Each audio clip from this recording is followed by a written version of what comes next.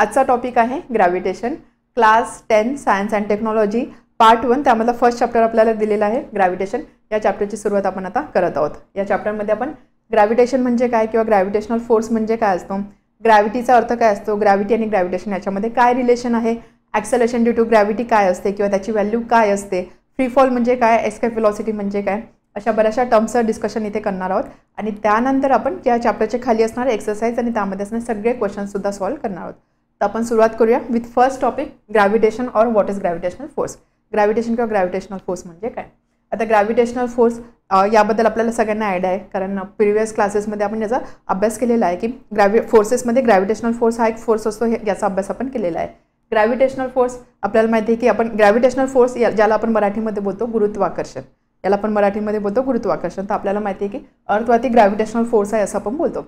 Gravitational फोर्समध्ये काय होतं की अर्थ प्रत्येक ऑब्जेक्टला आपल्याकडे अट्रॅक्ट करण्याचा प्रयत्न करते किंवा डाऊनवर्ड हा जो फोर्स असतो याला आपण बोलतो gravitational force. Gravitational force is an attractive force. Earth प्रत्येक ऑब्जेक्टला आपल्याकडे अट्रॅक्ट करण्याचा प्रयत्न करते आणि त्यावेळेस ती जो फोर्स एक्झर्ट करते त्याला आपण बोलतो ग्रॅव्हिटेशनल फोर्स. एवढी आयडिया तर आपल्याला ह्या गोष्टींचा अभ्यास आपण केलेला आहे. फॉर एक्झाम्पल सपोज एक मी बॉल घेतला, हा बॉल जर मी थ्रो केला, जर मी असा हवेमध्ये फेकला, बॉल काय होतो, बॉल फायनली बॉल वर जाणार, एका मोमेंटसाठी तो तिथे स्थिर होणार आणि त्यानंतर खाली येणार. फायनली बॉल कुठे येतो, खाली येतो. मग हा बॉल खाली काय येतोय का, कारण अर्थ जे आहे, अर्थ या बॉलला आपल्याकडे अट्रॅक्ट करते. हा जो डाऊनवर्ड फोर्स असतो याला आपण बोलतो ग्रॅव्हिटेशनल फोर्स.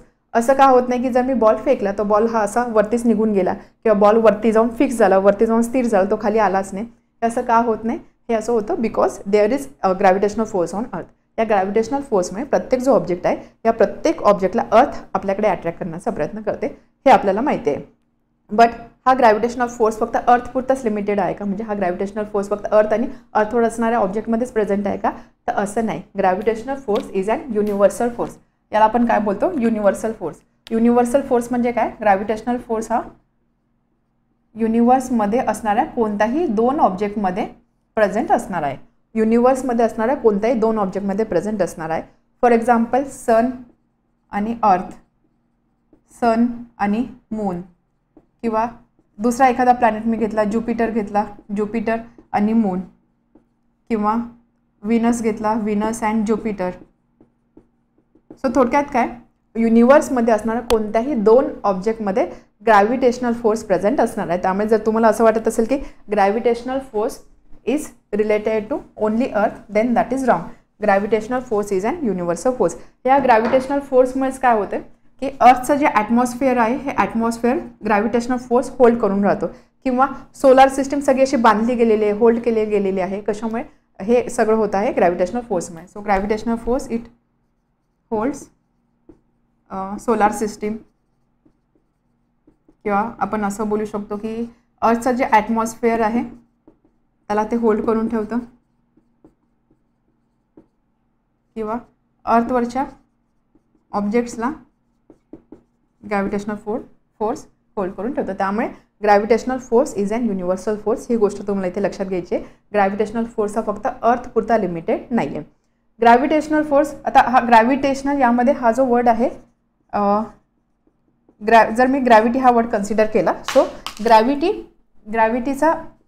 हा ॲक्च्युली आहे एक लॅटिन वर्ड ज्याचा अर्थ असतो weight or heaviness. Weight or heaviness.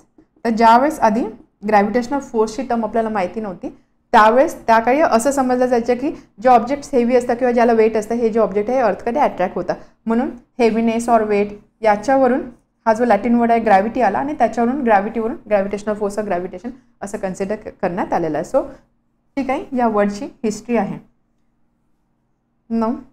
Gravitational force, what is origin of gravitational force, किंवा ग्रॅव्हिटेशनल फोर्स कसं ओरिजिन होतं किंवा कसा जनरेट होतं, याचा अजूनही एक्झॅक्ट आन्सर कोणालाच माहिती नाही. कोणत्याच सायंटिस्टला आत्तापर्यंत समजलं नाही की ग्रॅव्हिटेशनल फोर्स कसा जनरेट होतो किंवा हा कुठून ओरिजिनेट होते. ग्रॅव्हिटेशन ही एवढी वास्ट कॉन्सेप्ट आहे ना की अजूनसुद्धा ती पूर्णपणे समजल्या गेलेली नाही. त्यामुळे origin of gravitational force is steel unknown. अजूनही कोणाला माहिती नाही की ग्रॅव्हिटेशनल फोर्स कसा ओरिजिनेट होतोय. याबद्दलच्या बऱ्याचशा थेरीज अवेलेबल आहे, बट एक्झॅक्ट आन्सर कोणालाच अजून माहिती नाही आहे. ग्रॅव्हिटेशनल फोर्सला फंडामेंटल फोर्ससुद्धा बोलतात. एक बेसिक फोर्स आहे gravitational force is fundamental force. Okay, आता यामध्ये अजून आपल्याला काय डिस्कस करायचं राहिलं. Gravitational force is universal force, fundamental force, it is not applicable only for earth, So that's why it is universal force. All the objects fall towards earth because of this force, because this force is downward force. Downward force आहे त्यामुळे सगळे object अर्थकडे पडतात. Universal force of attraction between two object with masses. कोणते दोन object की ज्याला masses आहे या दोन ऑब्जेक्टमध्ये हा ग्रॅव्हिटेशनल फोर्स असणार आहे. फॉर एक्झाम्पल हा बोर्ड आहे, माझा हँड आहे, याच्यामध्ये सुद्धा ग्रॅव्हिटेशनल फोर्स असणार आहे. किंवा हा जो पेन आहे, हे दोन पेन आहे, याच्यामध्ये सुद्धा ग्रॅव्हिटेशनल फोर्स असणार आहे. मी इथे उभी आहे, माझ्यामध्ये आणि या कॅमेरामध्ये सुद्धा ग्रॅव्हिटेशनल फोर्स असणार आहे. तर कोणतेही दोन ऑब्जेक्ट युनिव्हर्समध्ये असणारे, फक्त अर्थ नाही, युनिव्हर्समध्ये असणारे कोणतेही दोन ऑब्जेक्ट की ज्याला मासेस असतात, या दोन ऑब्जेक्टमध्ये ग्रॅव्हिटेशनल फोर्स प्रेझेंट असतो. आता ज्यावेळेस आपण ग्रॅव्हिटी किंवा ग्रॅव्हिटेशनल फोर्स बोलतो त्यावेळेस आपण नेहमी त्याला रिलेट करतो सायंटिस्ट सर आयझॅक न्यूटनसोबत, बरोबर. Sir Isaac Newton. तर ग्रॅव्हिटेशनल फोर्सचा शोध कसा लागला याबद्दलची स्टोरी तुम्हाला सगळ्यांना माहिती असेल की असं बोललं जातं की सर आयझॅक न्यूटन एका झाडाखाली बसले होते. मग एक ॲपल ट्री होतं, ते त्यावरून एक ॲपल खाली पडलं, ते त्यांच्या डोक्यात पडलं. मग त्यांनी विचार केला की हे ॲपल असं वरतून खालीच का पडलं, वर्टिकलीच का पडलं, ते सरळच का पडलं, इकडे हॉरिझॉन्टल का नाही गेलं किंवा इन्क्लाइन होऊन का नाही गेले, असा त्यांनी विचार केला. मग त्यांना कळलं की इथे काहीतरी फोर्स ऑफ अट्रॅक्शन आहे, की हा डाऊनवर्ड फोर्स आहे की जो एखाद्या ऑब्जेक्टला अर्थच्या सेंटरकडे अट्रॅक्ट करतो, त्याला आपण बोलतो ग्रॅव्हिटेशनल फोर्स. बट फक्त ह्या एका स्टोरीवरून ग्रॅव्हिटेशनल फोर्स किंवा ग्रॅव्हिटेशनचा शोध लागलेला नाही. सायन्स एवढं इझी नसतं की एखादी घटना घडली आणि मग लगेच आपण त्याच्यावर विचार केला, त्याचा आपण कॉज फाइंड केलं, त्याचा इफेक्ट फाइंड केला आणि त्याला लगेच डिफाईन करून दिलं, असं नसतं. जस्ट एक स्टोरी आपल्याला सांगितलं जाते. बट ग्रॅव्हिटेशनल फोर्स किंवा ग्रॅव्हिटेशन याचा शोध लागण्यासाठी खूप साऱ्या सायंटिस्टचं कॉन्ट्रीब्युशन आहे. म्हणजे कित्येक साऱ्या वर्षापासून बरेचसे सायंटिस्ट, गॅलिलिओ, केपलर किंवा अजूनही काही सायंटिस्ट आहे की ज्याचे नाव मला सुद्धा माहिती नाही, अशा बऱ्याचशा सायंटिस्टने अभ्यास केलेला आहे. खूप सारा डेटा अवेलेबल होता, खूप सारं ॲनालिसिस झालं आणि त्यानंतर न्यूटननी ही जी सगळी इन्फॉर्मेशन होती किंवा ही जी सगळी थेरी होती याचा अभ्यास करून त्याला लॉच्या फॉर्ममध्ये फ्रेम केला किंवा लॉच्या फॉर्ममध्ये त्यांनी एक्सप्रेस केलं आणि म्हणून त्याच्यावर न्यूटनचं नाव आलेलं आहे. तर असं काही नाही की ॲपलच्या झाडाखाली बसलं, डोक्यावर ॲपल पडलं आणि त्यामुळे लगेच ग्रॅव्हिटेशनचा शोध लागला. ही जी स्टोरी आहे ही स्टोरी चुकीची आहे. फक्त आयझॅक न्यूटन यांचंच नाही तर अजूनही बऱ्याचशा सायंटिस्टचं याच्यामध्ये कॉन्ट्रीब्युशन आहे. तर हिस्ट्री ऑफ ग्रॅव्हिटेशन किंवा हिस्ट्री ऑफ ग्रॅव्हिटेशनल फोर्स असं तुम्ही गुगलवरती जरी चेक केलं तुम्हाला बरीचशी हिस्ट्री मिळेल की कोणत्या सायंटिस्टने काय काय कॉन्ट्रीब्युशन केलं, कोणत्या टाईम पिरियडमध्ये काय काय थेरी बाहेर आली आणि त्यानंतर न्यूटननी ही जी सगळी थेरी आहे किंवा हा जो अभ्यास केलेला आहे किंवा स्वतःचं जे काही ऑब्झर्वेशन होतं याला लॉच्या फॉर्ममध्ये एक्सप्रेस केलं किंवा रिप्रेझेंट केलं आणि त्यावरून सर आयझॅक न्यूटनला ग्रॅव्हिटेशनशी रिलेट आपण करतो. असं नाही की सर आयझॅक न्यूटन यांनी एकट्या व्यक्तीने ग्रॅव्हिटेशन किंवा ग्रॅव्हिटेशनल फोर्सचा शोध लावला. ओके, तर यामध्ये काही पॉईंट्स तुम्हाला लक्षात ठेवायचे आहे. ग्रॅव्हिटेशनल फोर्स जर आपण अर्थचा विचार केला, it is downward force, it is attractive force. Attractive फोर्समध्ये काय होतं, अर्थ प्रत्येक ऑब्जेक्टला आपल्या सेंटरकडे अट्रॅक्ट करण्याचा प्रयत्न करते. सो ग्रॅव्हिटेशनल फोर्स हा फक्त अर्थपुरता मर्यादित नाही आहे, इट इज युनिव्हर्सल फोर्स. युनिव्हर्समध्ये असणारे ऑब्जेक्ट की ज्याला मासेस आहे याच्यामध्ये ग्रॅव्हिटेशनल फोर्स असणार आहे. त्यामुळे सन किंवा दुसरा कोणता प्लॅनेट याच्यामध्ये सुद्धा ग्रॅव्हिटेशनल फोर्स असणार आहे. ओके, त्यानंतर ग्रॅव्हिटेशनल फोर्समुळेच सोलार सिस्टीम ऑल टुगेदर आहे किंवा अर्थचं ॲटमॉस्फिअर अर्थला बांधला गेलेला आहे किंवा अर्थवरचे ऑब्जेक्ट प्रॉपर पोझिशनमध्ये आहे. हे सगळं कशामुळे होते, सगळं होते ग्रॅव्हिटेशनल फोर्समुळे. तर आता आपल्याला ग्रॅव्हिटेशनल फोर्सचं मॅथमॅटिकल फॉर्म बघायचं आहे किंवा आपल्याला न्यूटनचा जो लॉ आहे, आपण बोललो की न्यूटननी हे एका लॉच्या फॉर्ममध्ये रिप्रेझेंट केलं. मग तो लॉ कोणता आहे तो लॉ आपल्याला समजून घ्या. Newton's universal law of gravitation. न्यूटनचा जो लॉ ऑफ ग्रॅव्हिटेशन आहे तो आपल्याला समजून घ्यायचा आहे. इथे वर्ड आहे युनिव्हर्सल. सो युनिव्हर्समध्ये असणाऱ्या कोणत्याही दोन ऑब्जेक्टसाठी हा लॉ ॲप्लिकेबल असणार आहे. अकॉर्डिंग टू थेरी किंवा हा लॉ काय सांगतो, एव्हरी ऑब्जेक्ट इन द युनिव्हर्समध्ये असणार कोणताही ऑब्जेक्ट किंवा प्रत्येक object attracts other object with some definite force. हा जो ऑब्जेक्ट असतो हा दुसऱ्या ऑब्जेक्टला एका डेफिनाईट फोर्सने अट्रॅक्ट करतो. हा जो फोर्स असतो हा असतो फोर्स ऑफ ग्रॅव्हिटेशन. या फोर्स ऑफ ग्रॅव्हिटेशनचं काय रिलेशन आहे ऑब्जेक्टच्या माससोबत किंवा डिस्टन्ससोबत ते आपल्याला समजून घ्यायचं आहे. ओके, प्रत्येक ऑब्जेक्ट दुसऱ्या ऑब्जेक्टला अट्रॅक्ट करतो. जसं मी बोलले की माझा हँड आहे, माझा हँड या बोर्डला अट्रॅक्ट करेल किंवा हा बोर्ड माझ्या हँडला अट्रॅक्ट करेल.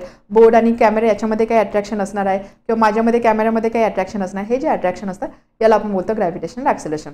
सो ते समजून घेण्यासाठी आपण दोन ऑब्जेक्ट कन्सिडर करतोय. रिप्रेझेंटेशनसाठी आपण काय कन्सिडर करतो, हे जे दोन ऑब्जेक्ट आहे हे स्पेरिकल शेपचे आहे.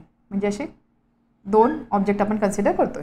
ओके, दोन ऑब्जेक्ट आहे त्यांना मासेस असणार आहे कारण ग्रॅव्हिटेशनल फोर्सचा ज्यावेळेस दोन ऑब्जेक्ट असतात ज्याला मासेस असतात त्याच्यामध्ये प्रेझेंट असतो. एक ऑब्जेक्ट 1 ऑब्जेक्ट 2. सपोज ऑब्जेक्ट 1चा मास आहे m1 आणि ऑब्जेक्ट 2चा मास आहे m2. मासचा अर्थ समजतो. मास आणि वेट याच्यामध्ये असणारा डिफरन्स आपण या चॅप्टरमध्ये डिस्कस करणारच आहोत. मास म्हणजे काय, एखाद्या ऑब्जेक्टचं कंटेंट किती आहे, किती अमाऊंट ऑफ मॅटर त्याच्यामध्ये प्रेझेंट आहे, त्याला आपण बोलतो मास. पहिल्या ऑब्जेक्टचा मास आहे m1, दुसऱ्या ऑब्जेक्टचा मास आहे m2. आता हे जे दोन ऑब्जेक्ट आहे याच्यामध्ये काहीतरी डिस्टन्स मी दाखवलेलं आहे, काहीतरी या दोघांमध्ये काहीतरी अंतर आहे. हे जे डिस्टन्स आहे हे डिस्टन्स मी घेणार या दोघांच्या सेंटरपासून, म्हणजे फर्स्ट ऑब्जेक्टचं सेंटर, सेकंड ऑब्जेक्टचं सेंटर. सपोज याच्यामध्ये असणारा डिस्टन्स आहे d. ठीक आहे, दोन ऑब्जेक्टमध्ये असणारा डिस्टन्स किंवा त्याच्या सेंटर्समध्ये असणारा डिस्टन्स किती मी कन्सिडर केलेला आहे d. कधी d असतो, काही ठिकाणी d ऐवजी आपण r सुद्धा घेतो. दोन ऑब्जेक्टमध्ये असणारा डिस्टन्स r ने सुद्धा आपण डिनोट करतो. आता इथे काय झालेलं आहे, मी असे दोन स्पेरिकल शेपचे ऑब्जेक्ट घेतलेले आहे. बट असं नाही की प्रत्येक वेळेस ऑब्जेक्टचा शेप हा रेग्युलरच असेल, इरेग्युलर सुद्धा शेप असू शकतो. त्या केसमध्ये आपण काय करतो, सपोज दोन ऑब्जेक्ट आहे, त्याचा शेप इरेग्युलर आहे, त्या केसमध्ये त्याच्या दोन ऑब्जेक्टमध्ये असणार डिस्टन्स आपण काय कन्सिडर करतो, इथे आपण सरळ दोघांच्या सेंटरमध्ये असणार डिस्टन्स कन्सिडर केलेलं आहे. पण ज्यावेळेस असे इरेग्युलर शेपचे ऑब्जेक्ट असतात त्यावेळेस त्याच्यामध्ये असणारा डिस्टन्स आपण कन्सिडर करतो distance between there centre of masses. Distance between centre of mass, या ऑब्जेक्टचा सेंटर ऑफ मास जो असणार आहे आणि या ऑब्जेक्टचा सेंटर ऑफ मास जो असणार आहे त्याच्यामध्ये असणार जे डिस्टन्स आहे, डिस्टन्स आपण कन्सिडर करतो when the objects are of irregular shape. But आता आपल्याला हे कन्सिडर करण्याची गरज नाही आहे, कारण आपल्याला फक्त लॉ समजून घ्यायचा आहे. त्यासाठी आपण एक रेग्युलर शेपचे किंवा स्पेरिकल शेपचे दोन ऑब्जेक्ट कन्सिडर करतोय.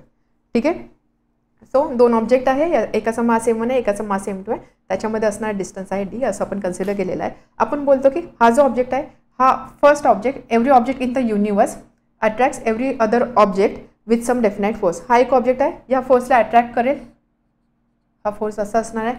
आता हा सुद्धा एक ऑब्जेक्ट आहे, हा सुद्धा या ऑब्जेक्टला अट्रॅक्ट करणार आहे, तो फोर्स असा असणार आहे. आपण न्यूटनचा थर्ड लॉ बघितलेला आहे.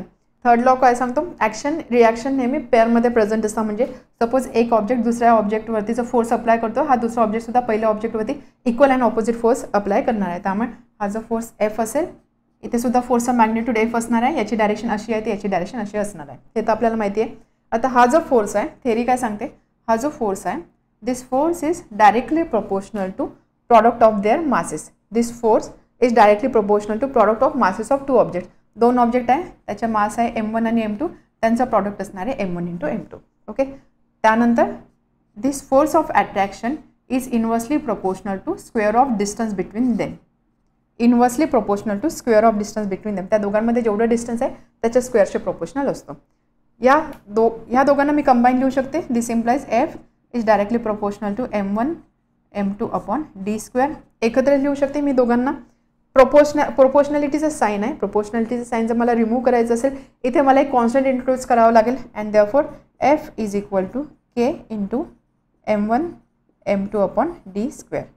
आपण मॅथ्समध्ये बघितलं आहे की ज्यावेळेस मला प्रोपोर्शनॅलिटीचं साईन काढायचं असेल तिथे मी प्रोपोर्शनॅलिटी कॉन्स्टंट इंट्रोड्यूस करू शकते. So F is equal to k into m1 m2 upon d square. But यामध्ये हा जो k कॉन्स्टंट आहे ना, हा कॉन्स्टंट एक स्पेशल कॉन्स्टंट असतो. या कॉन्स्टंटला आपण बोलतो g. हा कॉन्स्टंट आपण कशाने दाखवतो, कॅपिटल G या लेटरने. आता इथे मी कॅपिटल G बोलेल प्रत्येक वेळेस, का, कारण आपल्याला या चॅप्टरमध्ये अगेन एका जीचा अभ्यास करायचा जो असणार आहे स्मॉल g, त्यामुळे याला मी बोलणार कॅपिटल G. तो हा जो कॉन्स्टंट असतो, हा कॉन्स्टंट एक स्पेसिफिक व्हॅल्यू असते ज्याला आपण बोलतो ग्रॅव्हिटेशनल कॉन्स्टंट. Gravitational constant. ठीक आहे, हा शब्द लक्षात घ्या. Capital G is nothing but gravitational constant. So हा जो हे रिलेशन आपण असले ना, F is equal to G m1 m2 upon d square. तर हे झालं न्यूटन्स युनिव्हर्सल लॉ ऑफ ग्रॅव्हिटेशनलची statement. F is equal to G into m1 m2 upon d square. डीला काही ठिकाणी आरने सुद्धा रिप्लेस करतात. So F is equal to G into m1 m2 upon r square. ही आहे स्टेटमेंट. आता यामध्ये हा जो ग्रॅव्हिटेशनल कॉन्स्टंट आहे ना, याची एक स्पेसिफिक व्हॅल्यू असते. ही व्हॅल्यू तुम्हाला लक्षात ठेवायची आहे. 6.67 into 10 power minus 11. 6.67 into 10 power minus 11. आणि इथे युनिट असणार आहे. आता हे युनिट काय ते आपण लगेच डिराईव्ह करून बघूया. हे युनिट काय असणार आहे. सिंपल आहे, हे युनिट तुम्हाला पाठ करण्याची गरज नाही आहे. आपण याच्यावरून या रिलेशनवरून हे युनिट डिराईव्ह करू शकतो. कसं, आपल्याला जीचं युनिट डिराईव्ह करायचं म्हणून आपण काय लिहिणार, G is equal to F into d square upon m1 m2. मी काय करते, फक्त फॉर्म्युला रिअरेंज करते. G equal to F into d square upon m1 m2. आता याचे मला जीचं युनिट पाहिजे म्हणजे मला लेफ्ट हँड साईडचं सुद्धा युनिट लागणार आहे. फोर्स आपण कशामध्ये मेजर करतो, न्यूटनमध्ये, आपल्याला माहिती आहे. सो युनिटच्या जर मी युनिट्स कन्सिडर केले तर Fचं युनिट असणार आहे न्यूटन. डी म्हणजे काय, डिस्टन्स आपण कशामध्ये घेतो, मीटरमध्ये. त्यामुळे डिस्टन्सचा स्क्वेअर म्हणजे metre square, newton metre square. Masses आहे मास आपण कशामध्ये घेतो, केजीमध्ये घेतो. So kg into kg, kg square. म्हणजे जीचं युनिट काय असणार आहे, newton metre square upon kg square. So G equal to G is gravitational constant with value 6.67 into 10⁻11 ज्याचं युनिट आहे newton metre square upon kg square. तर अशा पद्धतीने ह्या युनिटचं डेरिव्हेशनसुद्धा आपण बघितलेलं आहे. ह्या फॉर्म्युलाचा यूज करून आपल्याला काही न्यूमेरिकल सॉल्व्ह करायचे असतात.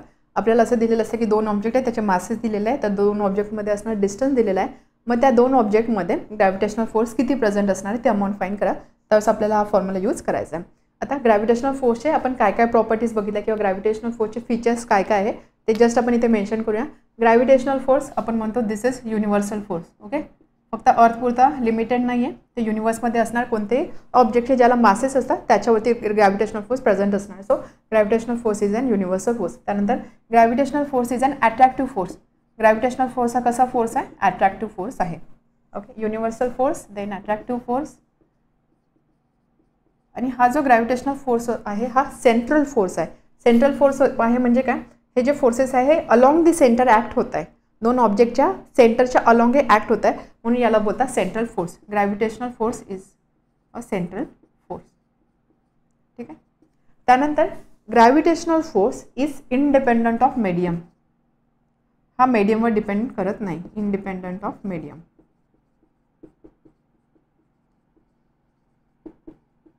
म्हणजे 2 ऑब्जेक्ट मी एअरमध्ये ठेवला, 2 ऑब्जेक्ट मी वॉटरमध्ये ठेवले, 2 ऑब्जेक्ट मी दुसऱ्या एखाद्या लिक्विडमध्ये ठेवलं, जर मीडियम मी जरी चेंज केलं तरी ग्रॅव्हिटेशनल फोर्स चेंज होणार नाही. Gravitational force is independent of medium. त्यानंतर असंही आपण लिहू शकतो की जसं आपण इथे फोर्सेस कन्सिडर केले, सपोज फर्स्ट ऑब्जेक्टनी सेकंड ऑब्जेक्टवर अप्लाय केलेला फोर्स आहे F12 किंवा सेकंड ऑब्जेक्टनी फर्स्ट ऑब्जेक्टवर अप्लाय केलेला फोर्स आहे F21. तर हे जे 2 फोर्सेस असतात हे 2 फोर्सेस नेहमी इक्वल असतात आणि ऑपोजिट असतात. According to Newton's third law equal and opposite forces हे सुद्धा आपण मेन्शन करू शकतो. आपण असं म्हणतो की ग्रॅव्हिटेशनल फोर्स हा अट्रॅक्टिव्ह फोर्स आहे आणि तो कोणत्याही 2 ऑब्जेक्टमध्ये प्रेझेंट असतो. मग जर असं होतं आहे तर हे जे 2 पेन आहे या 2 पेनमध्ये सुद्धा फोर्स ऑफ अट्रॅक्शन असणार आहे. मग हे 2 पेन असेच का राहत आहे, असे अट्रॅक्ट होऊन एकमेकांकडे येऊन स्टिक का होत नाही. किंवा मी बोलते की हा बोर्ड आणि कॅमेरा याच्यामध्ये फोर्स ऑफ अट्रॅक्शन आहे, ग्रॅव्हिटेशनल फोर्स आहे. मग हा बोर्ड इथून उठून कॅमेराला जाऊन का चिकटत नाही किंवा कॅमेरा तिथून येऊन इथे याला येऊन का चिकटत नाही जर फोर्स ऑफ अट्रॅक्शन आहे. तर किंवा जर क्लासरूम भरलेला आहे, क्लासरूममध्ये सगळे मुलं आपापल्या पोझिशनमध्ये कसे बसलेले आहे, फोर्स ऑफ अट्रॅक्शन असतं तर सगळे एकमेकांवरती बंप झाले असते. मग असं का होतं याचं रिझन आहे हा फॉर्म्युला. या फॉर्म्युलाच्या रेफरन्सने आपण हे समजून घेऊ शकतो. बघा, जर मी 2 व्यक्ती जरी कन्सिडर केले, 2 पर्सन जरी कन्सिडर केले, सपोज एक पर्सन आहे त्याचा मास मी कन्सिडर करते 60 kg. एका स्टुडंटचा मास आहे 60 kg आणि दुसरा स्टुडंट आहे त्याचा मास आहे सपोज 40 kg. ठीक आहे, 2 मासेस मी कन्सिडर केलं.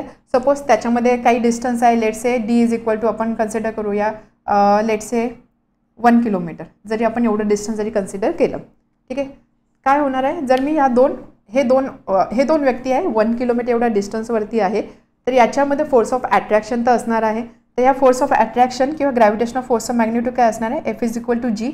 जीची व्हॅल्यू असते 6.67 into 10⁻11 into M1 into M2. M1 आहे 60 आणि M2 आहे 40.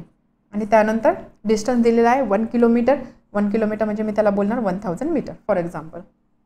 फोर्स ऑफ अट्रॅक्शन किती असणार आहे, आता इथे जो तुम्ही कन्सिडर केलं ह्या व्हॅल्यूज असू द्या. ठीक आहे, 6.67 इंटू 24 इंटू जर मी 10ची पॉवर कन्सिडर केली इथे होते 10⁻2 आणि ही आहे 10⁻3. सो 10⁻−1 10⁻−12 ही काहीतरी व्हॅल्यू असणार आहे. ह्या व्हॅल्यूचा 10⁻−12. ठीक आहे, ह्या व्हॅल्यूचा 10⁻−12 म्हणजे ही व्हॅल्यू किती लहान असणार आहे, म्हणजेच फोर्स ऑफ अट्रॅक्शन काहीतरी 0.0000 असं करून काहीतरी न्यूटनमध्ये असणार आहे. ही फोर्स ऑफ अट्रॅक्शन खूप स्मॉल व्हॅल्यू आहे. एवढ्या स्मॉल व्हॅल्यूमुळे हे जे 2 व्यक्ती हे 2 व्यक्ती एकमेकांकडे अट्रॅक्ट होत नाही. जर मी डिस्टन्स 1 किलोमीटर कमी जरी कन्सिडर केलं, सपोज ते 10 मीटर एवढ्या डिस्टन्सवरती जरी राहिली असते, 10 मीटर डिस्टन्सवरती जरी राहिले असते तरी काय झालं असतं, इथे 10ची पॉवर राहिली असती. दिस इज 10⁻2 10⁻−10 राहिलं, 10⁻−10 राहिलं असतं. 10⁻−10 जरी म्हटलं असतं तरी फोर्स किती आला असता, 0.00 समथिंग करत खूप स्मॉल फोर्स आला असता. हा अमाऊंट ऑफ फोर्स खूप स्मॉल आहे. त्यामुळे 2 ऑब्जेक्ट किंवा हे जे 2 व्यक्ती आहे 2 व्यक्ती अट्रॅक्ट होत नाही. जर मी हे 2 पेन जरी कन्सिडर केलं याचं मास कितीतरी ग्रॅममध्ये असणार, ते स्मॉल मास असणार. कितीतरी ग्रॅममध्ये मास असणार आहे. म्हणजेच काय, हा नंबरसुद्धा खूप स्मॉल असणार आहे. अगेन हा small number multiplied by 10 power -11 म्हणजे इथे सुद्धा फोर्स खूप स्मॉल असणार आहे. त्यामुळे दोन ऑब्जेक्ट असे एकमेकांवर येऊन चिकटत नाही किंवा दोन ऑब्जेक्ट अट्रॅक्शन जरी फोर्स असला तरी हे जे फोर्स ऑफ अट्रॅक्शन आहे किंवा ही जी अमाऊंट हे अमाऊंट खूप कमी असतं. त्यामुळे हे ऑब्जेक्ट एकमेकांना येऊन चिकटत नाही. आता हे जर मी सन आणि अर्थ कन्सिडर केला, ठीक आहे, सन आणि अर्थ कन्सिडर केला. सो सन आणि अर्थ दोघांचे मासेस खूप असतात. फॉर एक्झाम्पल सनचं मास आपण कन्सिडर करतो 1.98 इंटू 10 पॉवर 30 आणि अर्थचा मास आपण कन्सिडर करतो 5.97 इंटू 10 पॉवर 24 kg. ठीक आहे, एवढं सनचं मास आहे, एवढं अर्थचं मास आहे.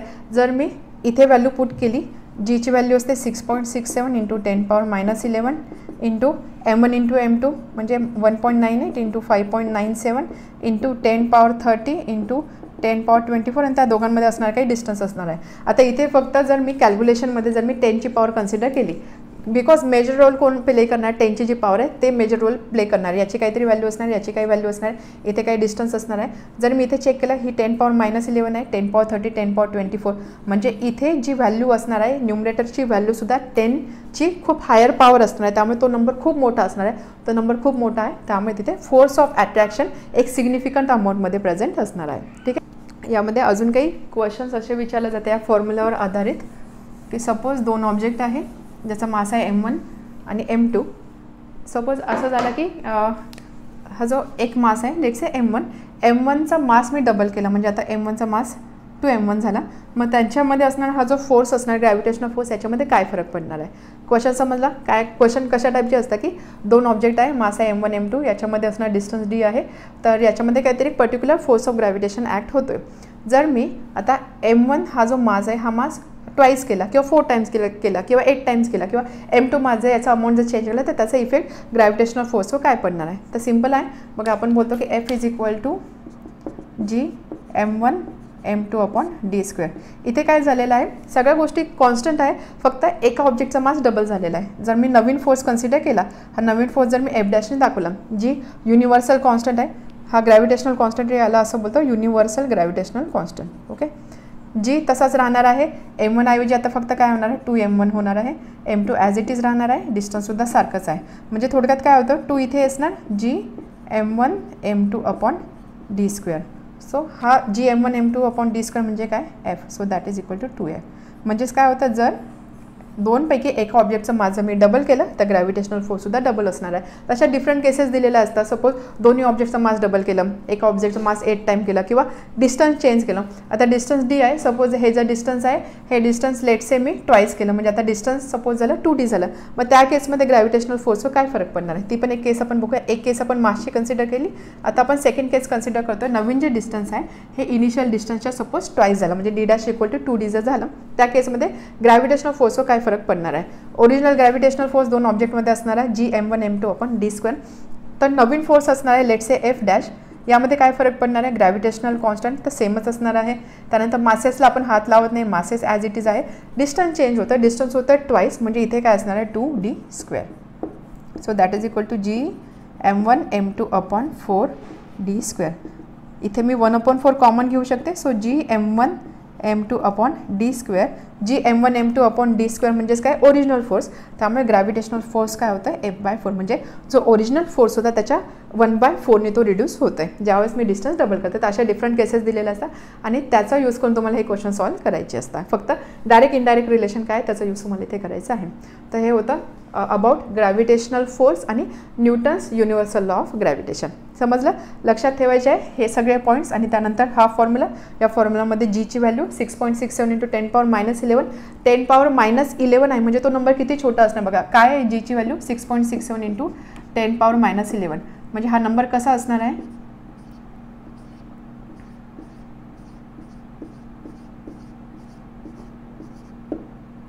म्हणजे ही ॲक्च्युअली व्हॅल्यू आहे जीची. तर हा नंबर बघा किती छोटा नंबर आहे, खूप छोटा नंबर आहे म्हणजे व्हॅल्यू ऑफ जी खूप लहान असते.